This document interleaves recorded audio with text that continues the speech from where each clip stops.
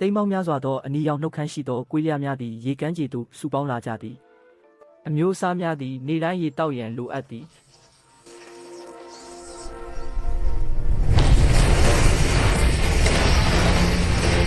နိုင်မြင့်တွေများကလည်းအဲ့ဒါကိုသိကြသည်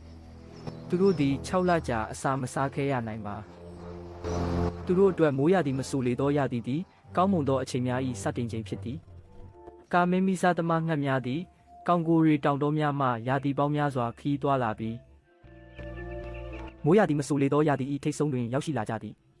ရေကျဆင်းမှုကြောင့်တောင်တက်သောတဲကန်းဆက်များပေါ်လာသောအခါဖြစ်သည်ဒီနေရာများသည်မျိုးစေ့ရန်အကောင်းဆုံးနေရာဖြစ်သည်အပေါ်မှအနေအများမှလွတ်မြောက်နေသည်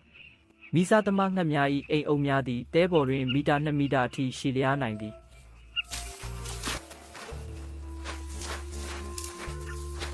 မိစားသမားငှက်များ၏အိမ်အုပ်များကိုလူများကအလွန်လိုအပ်ကြသည်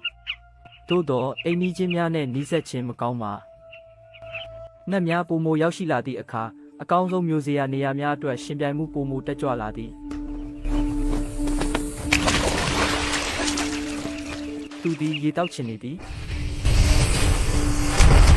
အကြောင်းအရာများကြောင့်အောက်နှင့်အပေါ်မှအန္တရာယ်ရှိနေသည်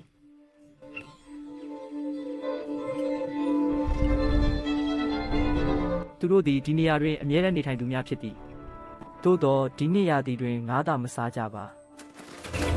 မြင်းခွေးငှက်၏ရည်ရွယ်ချက်မှာသူတို့၏အစာကိုမြစ်ကမ်းခြေသို့ဖိထားခြင်းဖြစ်သည်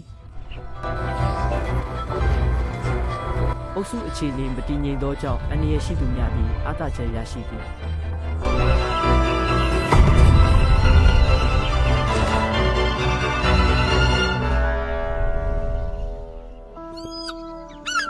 ဒီငါးမြင်းခွေးငှက်များသည်မိုးရသည်မဆိုးလေသောရာသီတွင်ပြိုးထောင်ရန်ရွေးချယ်ကြသည်